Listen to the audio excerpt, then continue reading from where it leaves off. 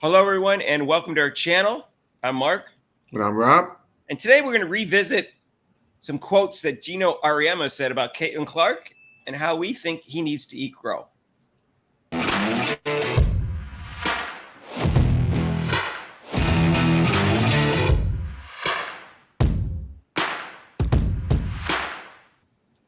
And hey, if you haven't subscribed to our channel yet, please do so and hit the notification bell when you do. So Geno Auriemma came out with some quotes about Caitlin Clark. He's the head coach at the University of Connecticut, 11 championships. I think everybody knows who he is by now. We questioned that. We actually did a video, and so did a lot of other people question it. And at that time, Caitlin Clark really wasn't playing that great yet. She just started to turn the corner. So we still criticized it because we felt we saw something in Caitlin Clark that he did not see and that he was wrong, and so did a lot of other people. So we want to revisit those quotes, Rob. If that's okay. Is that okay with you? Oh, yeah. I want to talk about Geno. Okay. So the first thing he said was he insulted the fans. He said the delusional fan base that follows her disrespected the WNBA players by saying she's going to go in that league and tear it apart. There were actually odds that she was third or fourth in betting odds of being MVP in the WNBA. And these people are so disrespectful and so unknowledgeable and so stupid that it gives women basketball a bad name. So the kid was set up for failure right from the beginning. So let's start with that, Rob. Go ahead. Well. Say what you want about that. Geez, Geno. I guess us fans are, we're kind of dumb there, noticing that she's now like definitely locked up the Rookie of the Year, and she started out slow. And if you look at her stats, Geno, if you're keeping tabs on her, which you probably aren't, you see that she is probably the best rookie that's ever come into the league. I could go on, but I'll let you go on. I'll let you jump in there, Mark. Certainly, she's the best rookie since Asia Wilson. Whether she's the best rookie, I think we have to finish out the year first before we can evaluate that. Candace Parker, as everybody knows, got MVP, although she did have a little help because Lisa Leslie was on her team, or she wasn't double teamed like Caitlin Clark was. However, she's certainly one of the best rookies ever, and Geno's comment seems to make it indicate, no, she's just going to be another, number one draft pick, and that their fans were delusional. Now, let's evaluate that, Rob. First of all, forget about the fans that are 15 years old or just new to basketball and say she's the GOAT already. Okay, for college basketball, I think you can make that argument. And you can't be the GOAT of the WNBA until you have a career. So you should just ignore those comments because you have to establish that first, and everybody knows it, and Geno knows it. So I don't think that's a big deal. The other fans were just saying, listen, she's a generational player. She's going to be a great player in this league. That's all most everybody was saying. Right. How is that disrespectful? Any player of the year coming out of college has the potential to be a generational player. Your player of the year, the best player coming out of college. Some are better than others. Some skill sets will transfer better than others. And we'll get to that. We'll get to that part in a second when we get to Gina's second comment. But he called the fans stupid when, in fact, they were correct. They were basically saying she's going to be a great player. She's going to be one of the best rookies ever, and she has the potential to be one of the greatest players ever. All of that looks 100% true right now.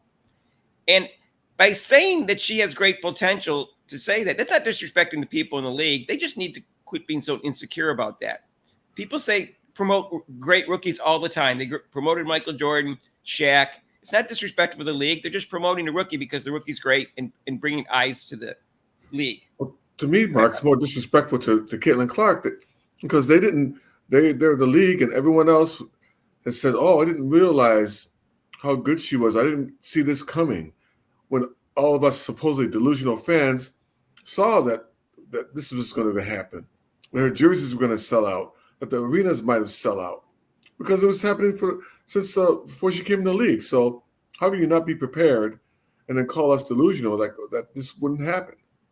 Right. To call the fans stupid is just ridiculous, and he's the one that looks stupid right now. But let's go on.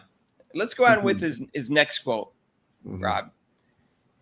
She's not built for the physicality of this league, and she's not quick enough to get away from the physicality. So there's a lot of learning curve, like Diana said. And when she gets it, she has elite skills that will really help her, but she needs to be on a better team and she needs to be more experienced, and that will come. He also said this kid was set up for failure right from the beginning because she's on the wrong team. I mean, any team's going to be wrong when you're the number one pick, Rob, because they're almost always ones that are near the bottom of the standings. Right. Yeah, you're not gonna, the Kansas City Chiefs aren't going to get the number one pick, the best player in the draft after they won the Super Bowl. I mean, so again, that's a silly argument because almost every number one pick is going to enter into a bad team. Right. Now, sometimes there's picks because of trades and stuff like that, and you get a good team that is at the top, but that's rare. So this is normal in all of sports. So I don't know why he couldn't see that when he was making his comment. So let's talk about the physicality. First of all, Sue Bird mentioned this recently, talking about, I always thought Caitlin Clark was strong, she said. She goes, I'm not sure what they're talking about there. Caitlin Clark is strong for her size. She's been working out with weights and thinks she was a sophomore in college, and because she wanted to improve on her arm strength to be a better passer. But she just wanted to get stronger in general. So she's not weak. She may not be big woman like the women in the front line, but she's 6 foot, 150, 155 pounds, and no fat on her. So that's muscle that you're seeing. Yeah, so just say she's a guard. She's not going to be like bulky, or she doesn't need to be bulked up to be a guard. She needs to be slick like the way she is. She needs to be able to move. And obviously she's strong because she's dealing with all the double teams. So I maintain that she's actually pretty strong for a guard. Not for the whole league, because there's usually 2 guards and 3 front court people, but strong for a guard.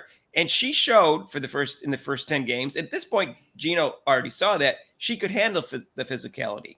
It was unfair what they were doing to her. They were getting away with it, but she handled it just fine. So I don't even know why he didn't see it at that time. And I don't understand what he means by that. I mean, when we talked about that, so you're coming into a league where their intention is to try to hurt you. So you have to learn how to take the hits. But I mean, on the grind of the rough game, she's played college basketball, the same thing. That one, so she has no problem. She would have no problem with that. I don't understand why they mean by physicality. Give me a picture of Diana Taurasi when she was a rookie. Do you think she was like really strong when she came in as a rookie? Right. She look that strong now. So I mean, stop it. And now I will say that. I mean, Dan Patrick was really quiet about this. He didn't push back or challenge at all on this, which kind of surprised me. But then Patrick asked if Paige Beckers had the physicality for the league, which is an obvious question because she's skinnier than Caitlin Clark and not as strong. She said no, but she's different than Caitlin Clark because she's more of a distributor. More of a distributor than Caitlin Clark, who led the country in assists 3 years in a row. I mean, get with reality here, and had way more assists than Paige Becker. She has more turnovers, but she had way more assists than Paige Beckers in their college career so far. So that wasn't true either. Right. And so I don't know what his goal was here. I mean, he said the rookie class isn't even one of the top ones of this decade, and that's because there was no UConn player in the top 5. That's why he said that. If there was like 2 UConn players in the top 10 and one of them was like number 1, this would be a great draft. Yeah, I mean, if he wants to compare Becker, she's injury prone, So what's going to happen when she comes into the WNBA with the physicality of the WNBA? That's amazing to me that he brought that up when his star player is injury prone and not as strong as Caitlin Clark. And when wrong skill set, I am flabbergasted by that. That's probably his stupidest comment, Rob. The wrong skill set. How does great passing not translate from college women's basketball to the WNBA or any basketball to the pro level? That's like the skill level that would translate the easiest. Right. That's what I don't get, Mark. I mean, what did they think that all of a sudden she was just going to come to the WNBA and then just fall apart and everything that she has achieved or like her skills are just going to just drop off? Like, no. This is a one-in-a-lifetime ball player. If you were which they weren't watching, and obviously he wasn't watching. No, he's protecting his 2 babies. Diana Taurasi, who's the best guard in the history of the WNBA, not the best guard in the history of women's college basketball. Caitlin Clark is, and Sue Bird, who's the best point guard in the history of the WNBA. And they both went to UConn. Sue Bird's not protecting herself. In fact, we got a video coming out today about that. And she's very complimentary about Caitlin Clark. And the only one that's honest about this. Geno's not honest. And Geno, we know Geno did not recruit Caitlin Clark. He recruited Paige Beckers, which, of course, was obviously a good decision. She was the number one rated recruit coming out of there. Caitlin Clark was rated 4th. But he decided not to recruit both of them, which is a mistake because the 4 years that Paige Becker's been there, I know she was injured 2 years, he had 0 championships. He doesn't go long without championships. He has 11 championships. Those 4 years, he has none. Now, they may get one this year. Yeah, I think it's they got really deep. They may.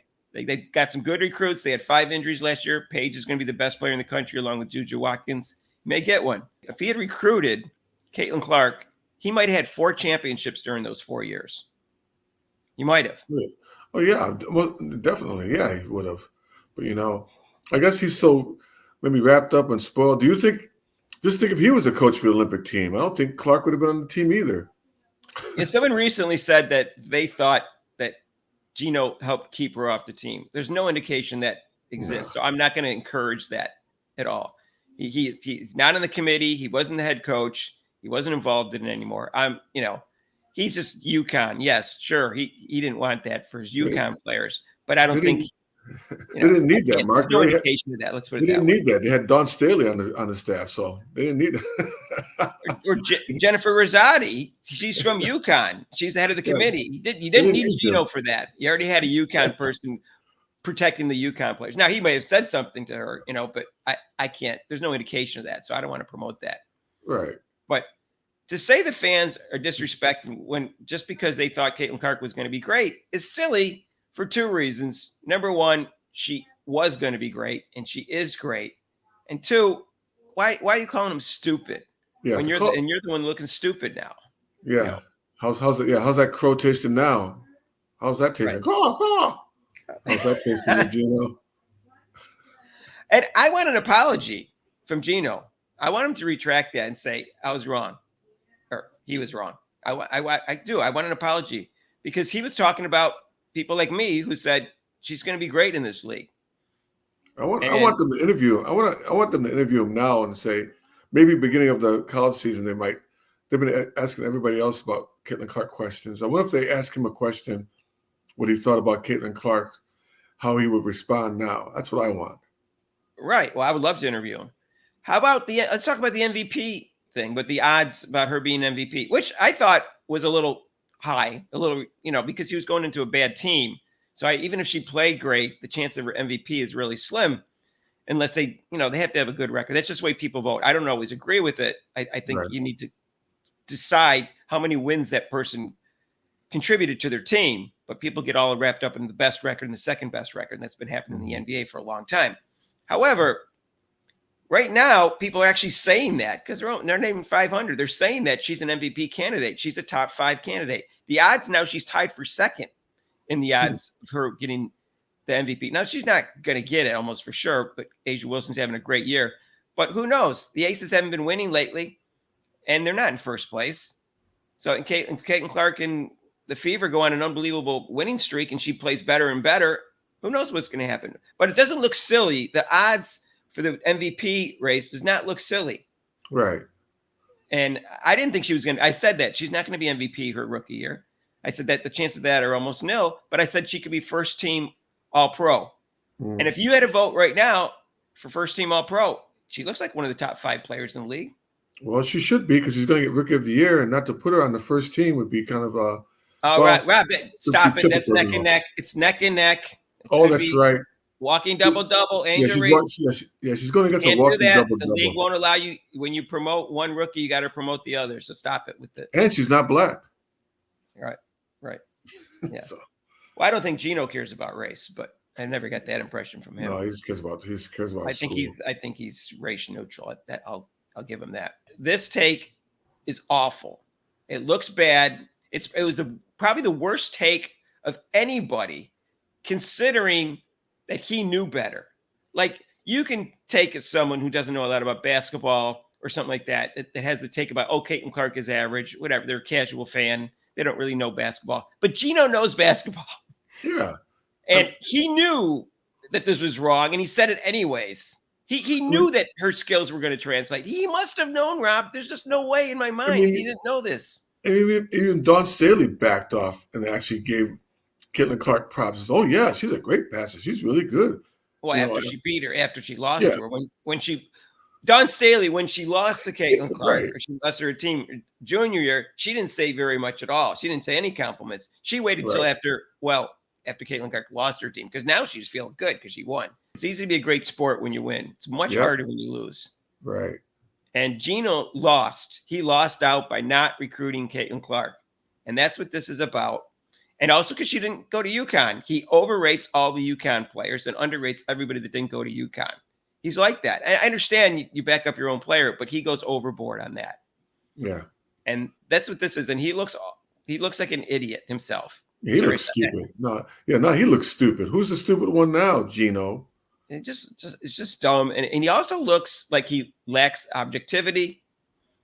And that's bad. If we're gonna go to you for your opinion, what's the point of getting your opinion, no matter how knowledgeable you are, if you're not going to be objective? Right. So why even ask him any questions right now? We already know he's not objective. Let's say 5 years from now, if Caitlin Clark is tearing up the league, which I think she will be, I don't even care what he says. I won't care what he says. Well, she's not as good as Diana, blah, blah, blah. I don't even care. I don't care what he'll think. No, he's like I said, he's in that group of haters that will never, ever admit that he was wrong. He won't admit that he's wrong. He won't. The crow he'll still be eating crow, and the mud will be all over his face. 10 years from now, if she looks like she's the best player in the history of the WNBA or the best guard in the history of WNBA, he probably won't give her credit for that, because he's got this 2 UConn players that he can't let go. He thinks they were great. So it would have been just the opposite if she went to UConn. And his tired ass. His tired ass. She wanted to go there, Rob. She wanted to go there, and he didn't recruit her. Yeah, so deal with it, Geno. Yeah, his tired ass will still be, just saying stupid things like that. Well, what can I say? Anyways, let us know what you think down below. And we're going to go live on Saturday, which is tomorrow, 8 o'clock on NBA TV against, guess who, Rob? The Minnesota Lynx and the delightful Cheryl Reeve. By the way, I misspoke at the last video. I apologize. Yes, they did beat them before. I confused them with the Sun. But anyways, be that as may, let's go for victory number 2 against. Our normal live show is every Monday, 6 to 8 Eastern time, except for major holidays. And you can call in on that show. If you haven't subscribed yet, what are you waiting for? We get to make fun of Geno with you if you want. Yeah. Great takes on Caitlin Clark, and we cover football also. If you like this video, hit the like button. And if you want to donate to this channel, there's super chats and super thanks down below and PayPal. And we'll see you in the next video. Peace out.